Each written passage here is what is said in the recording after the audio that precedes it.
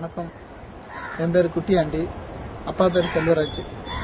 அப்பா சாதாரண மீனவ குடும்பத்தில் பிறந்தவங்க தான். எம்.எஸ். சாமிநாதன் இந்த ஆராய்ச்சி நிலையத்திலேருந்து இந்த காற்றோட வேகம், கடலோட அலையோட உயரம், அந்த புயல், வெள்ளம், பூகம்பம், சுனாமி இந்த மாதிரி தகவல்லாம் சொல்கிறாங்கன்னு சொல்லிட்டு எங்களுக்கு தகவல் வந்துச்சு. நாங்கள் அந்த மீட்டிங் அட்டன் பண்ணோம். அவங்க சொன்ன இதெல்லாம் எங்களுக்கு நல்ல இதாக இருந்துச்சு.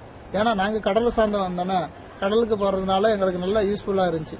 அதனால இந்த நம்பரை வாங்கி டெய்லி எங்களுக்கும் மெசேஜ் கொடுங்க அப்படின்னு சொல்லி நாங்கள் கேட்டோம். அந்த மெசேஜ் கொடுத்தாங்க. மெசேஜ் கொடுக்கறதுக்கு முன்னாடி ஒரு 2 வருஷத்துக்கு முன்னாடி நான் ஒரு வாட்டி கோடியக்கரை நேரம் மீன் பிடிச்சிட்டு இருக்கும்போது புயலில் மாட்டிக்கிட்டோம். புயலில் மாட்டி உயிர் பிழைக்காத இதுதான்.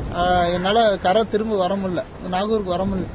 அப்படியே அங்கே நேராக கோடியக்கரைக்கு நேராக வேதாரண்யத்தில் புஷ்பவனத்தில் கரை எடுத்தேன்.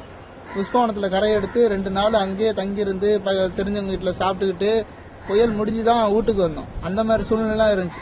ஆனால் இந்த எம்.எஸ். சுவாமிநாதன் ஆராய்ச்சி கட்டிலிருந்து இந்த காத்தோட வேகம் அந்த தகவல் கொடுக்கறதுனால எங்களுக்கு எவ்வளோ யூஸ்ஃபுல்லாக இருக்குதுன்னு எங்கள் உயிர், உடமை, எங்கள் உழைப்பு, எங்களோட எல்லாமே சேவ் பண்ணுது, மிச்சப்படுத்துது.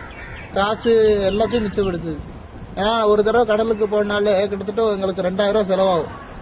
ஒரு தடவை போயிட்டு வந்ததுக்கு 2000 செலவாகும். அந்த காத்தோட வேகம் தெரிஞ்சுக்கிட்டுனா அங்கே போய் கஷ்டப்பட்டு தொழிலனா ரொம்ப சிரமம்.